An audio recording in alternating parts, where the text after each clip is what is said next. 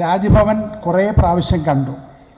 ഇനിയും കാണേണ്ടി വരും എന്നുള്ളത് മനസ്സിലാക്കിയിട്ട് കരയുന്ന പിള്ളയ്ക്ക് പാല് കിട്ടൂ. നമ്മൾ കരഞ്ഞു തന്നെ ആകണം. അതുകൊണ്ട് പ്രിയമുള്ളവരെ, നിങ്ങൾ പഴയ 2016 ശേഷമുള്ള എന്തെല്ലാം ദുരന്തങ്ങളാണ് എൻ്റെ പ്രിയപ്പെട്ടവരെ നമ്മൾ അനുഭവിച്ചത്. ആ ദുരന്തങ്ങളെല്ലാം നമ്മുടെ പ്രിയപ്പെട്ട ഇടതുപക്ഷ ഗവൺമെൻറ് ശ്രീ പിണറായി വിജയൻ സഖാവിൻ്റെ നേതൃത്വത്തിലുള്ള ആ ഗവൺമെൻറ് എല്ലാം നമ്മൾ പരമാവധി സഹായിച്ചില്ലേ. നമ്മളിങ്ങനെ പിച്ച ചോദിച്ചാൽ തരുള്ളൂ എന്നുള്ള ഒരു അവസ്ഥ നമ്മുടെ ഗവൺമെൻറ്റിന് ഉണ്ടാക്കാൻ പാടുണ്ടോ? നമ്മളെയൊന്നും കൊണ്ടുപോവുകയാണ്.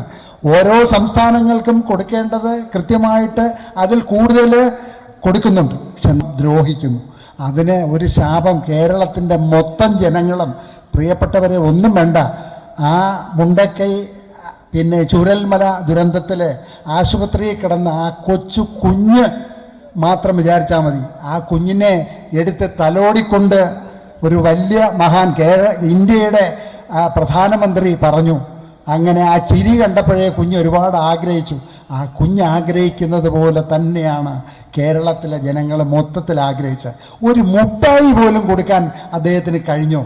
അതാണ് എൻ്റെ പ്രിയപ്പെട്ടവരെ. ഞാൻ അധികം നീട്ടുന്നില്ല, നീട്ടേണ്ട കാര്യമില്ല, എല്ലാം പറഞ്ഞു കഴിഞ്ഞു.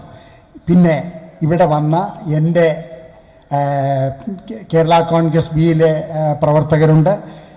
നമ്മുടെ കേരള കോൺഗ്രസ് ബിയുടെ മൊത്തത്തിലുള്ള ഐക്യദാർഢ്യം ഈ യോഗത്തിനെ പ്രഖ്യാപിച്ചുകൊണ്ട് എൻ്റെ വാക്കുകൾ ചുരുക്കുന്നു. നിങ്ങൾക്ക് എൻ്റെ വിനീത നമസ്കാരം.